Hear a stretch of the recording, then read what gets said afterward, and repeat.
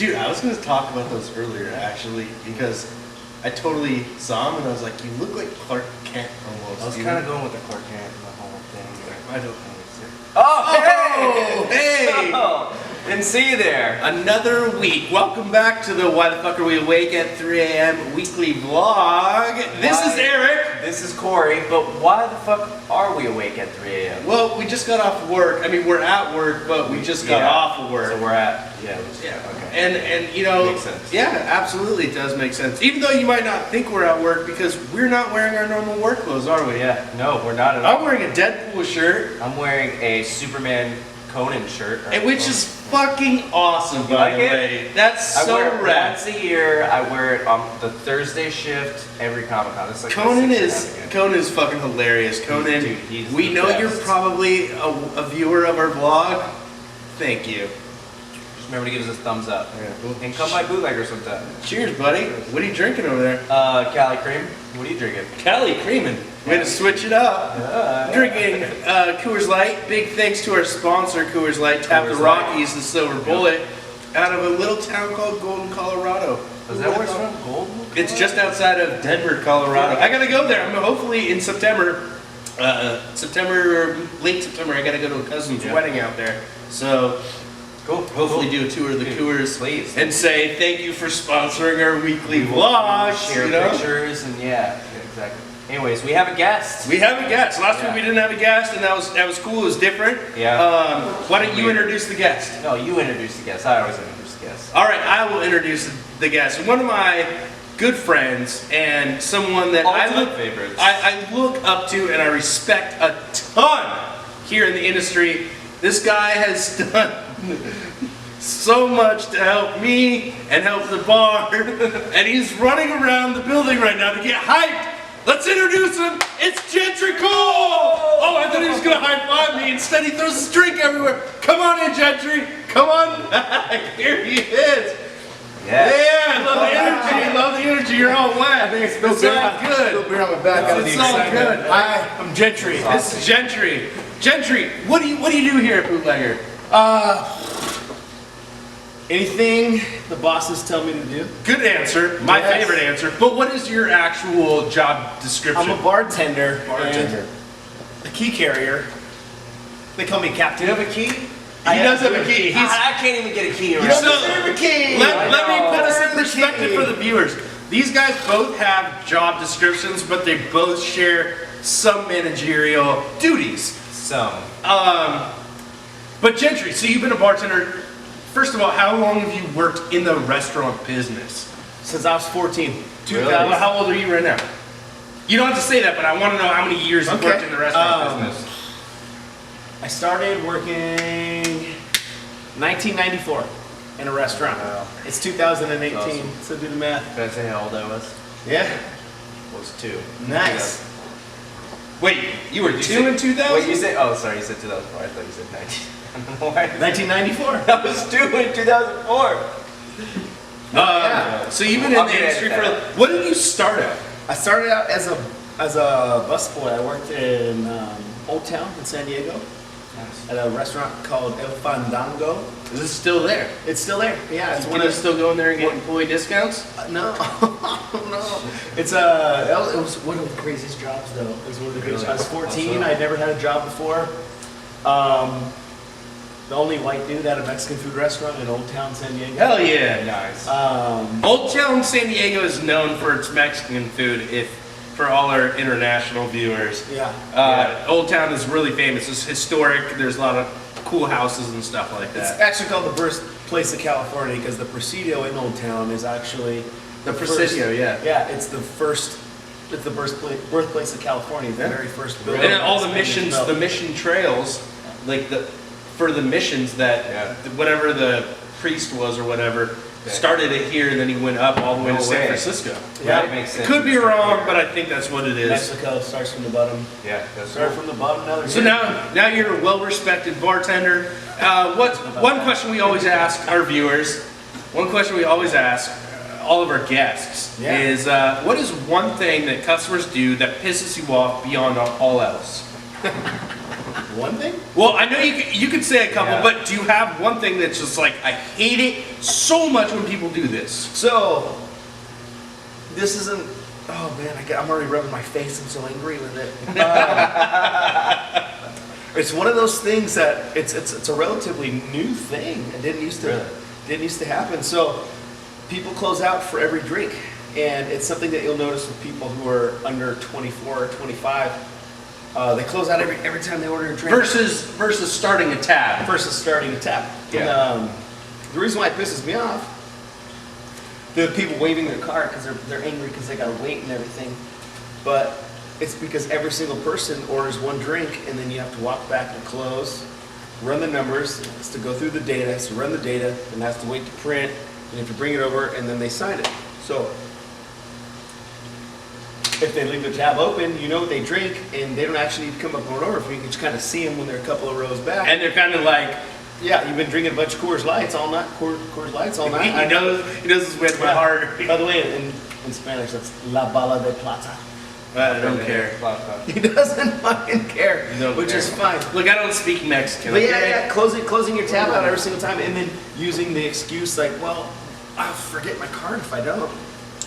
Maybe you're not responsible enough to drink still. Maybe we should raise the drinking age to a responsible age. I thought you were definitely gonna say like, I hate it when people like, you know, throw shit at me to get my attention or something, right? Oh, that's a big one too. Or I hate it when people like can't make up their mind what they're gonna drink. But that's a very valid point. Yeah. And in the bar industry, you'll notice, and this is proven, that if people open tabs, they actually spend more money overall than if people keep closing out, because it keeps reminding them how much they're spending. Versus a tab, they're like, they don't physically see it, so psychologically, you know, it's that my head's in the sand type thing. I didn't see it, it didn't happen. I just keep ordering drinks, and I don't know. No, totally. So psychologically, people do that all the time. And Can I bring up how handsome Eric looks in his new glasses? Did we talk about that yet? we talked about the glasses. Was I? Where was I? You were running around doing laps, warming You were up. right there. I was actually looking at you instead of looking at the I camera. was I in like my how you dressing do the room. Don't folder. pretend this is Yeah, the green room. I was in my dressing room. Finished my fruit basket. Thanks for the kiwi. It's out of A little season, tuna. but you guys managed. So little funny story. So I worked this event for Elvis Costello, and they love tuna. And so Elvis was this? Costello. This is like 2 months ago. Like 2 months ago, I yeah. fucking love Elvis Yeah, Costello. it was You so got to cool. meet I got to meet him and all of the imposters. Yeah, I think it's Elvis Costello and the imposters. Got to meet all the imposters, and they just had tuna sandwiches everywhere. I had to clean up all their fucking half-eaten tuna sandwiches. It smelled like fucking farts. It was so bad. Smelled like a whorehouse. I have this bottle at home. Sorry, Elvis. I have this bottle. I have his bottle. He left it in there. He ordered a really nice bottle of white Chardonnay, something. He didn't go for the red Chardonnay. He went for the white He Chardonnay. went for the white. Okay. Wise And, choice. And I got it at home and wait for the special occasion to crack it open. It's just Elvis Costello's. Sorry. Oh shit, guys. I shit too. Delete something. I don't know if it's gonna work. Delete Why? Because something. you're not prepared? I'm kidding. Are we in? Let me find my beer. A glass. It's not working. It's not. So it's Comic-Con this week. Comic-Con. Comic-Con. Comic-Con for everybody. So San Diego, once a year, always in the middle of July happens, and it blows San Diego up. Boom. It gets crazy here. You get celebrities. It's You the get. biggest one in the country, right? It's the only Comic-Con. They have other. They have other LA spin-offs. Comic-Con. They have spin-offs. Now we're number one for this shit, though. But yeah, this is It's where it the originated. Comic-Con, It's yeah. where it's at. Yeah. Hundreds of thousands of people flock to San Diego for it. Blows everything up. Bar industry, restaurant, hotels, Airbnb, everything gets fucking inflated. crazy. It's nuts. Yeah. You make money. Yeah. And it's nice because it's out of town money, so it's not like regular holidays where like 4th of July weekend is amazing, it's great. We make a ton of money, but then the next weekend sucks. My favorite part of Comic Con though is the celebrities that you get to meet. And I met fucking Reggie Bush last night. You did? Really? Came in a bootleg Last night? Last night. That's awesome. Because Jeremy fucking met him at a pool party and talked him into coming in.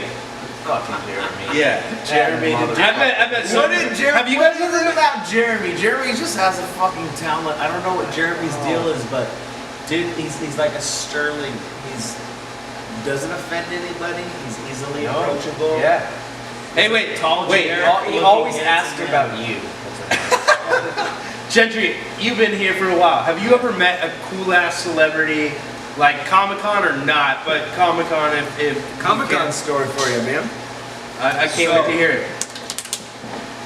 Truth be told, I'm not a huge comic book / television human being. Nothing against it. It's not for any particular reason other than the fact that it's just not where my heart Just goes. never got it.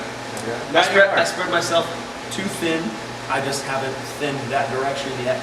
But I did get a chance a couple years ago. When did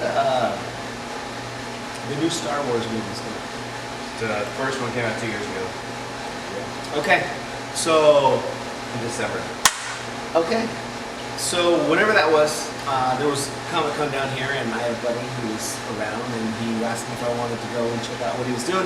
So he gave me a pass. He gave me his pass. I went and I walked around for the first time. It was nice, you know. I got to walk around and kind of check things out. But there was a meet and greet for the cast of the Star Wars episode. They called it Episode 1, literally Jar Jar Binks, the worst. I thought that came out in like early 2000s or So yeah, something. that was a long time ago. It was a long time ago. Okay, not 2 years ago. You said a couple years ago, but Episode 1 That's when the new Jar series Jar started. Binks. Yeah, Jar Jar Binks. Oh, that Whoever was that idiot was. Yeah, that was a long 10 time years ago. ago. Whenever that was, Okay, yeah. sorry, So sorry. Natalie Portman and the rest of the cast happened to be down here, and they were doing a meet and greet. Natalie Portman. And I walked Did you around. get to have some like smoochy time with Natalie Portman? I've had a lot of smoochy time with Natalie Portman. She was never there Oh, okay. when it was happening. Well, then me too. Okay, Me yeah. too. So I got tube socks to prove it, bro. Hey, we all Eskimo Bros with Natalie Portman. So, but here's my story. Eskimo Here- style. Okay, yeah, what's Here's your- my Natalie Portman story. So I'm in line and self-proclaimed poser, Comic-Con poser. I nothing against comic books, just or that whole. No, I'm right there with culture. you. Not I get my it. thing. Not my thing. It hasn't been my thing. But you play the part when you're on stage being behind a bar. And it's Yeah. not playing the part because I'm one of those people that I actually get excited when other people are excited. So I can ride their things and it feels as authentic as it can be. But no, I'm not a huge fan of all this stuff. But I was in line to meet the cast of Star Wars Episode 1, if that was the accurate description for it. But they were all sitting up there, and Natalie Portman, of course, was one. So hot. So Beautiful. hot. Smart, too. Well, I didn't. Yeah, I mean, I believe you.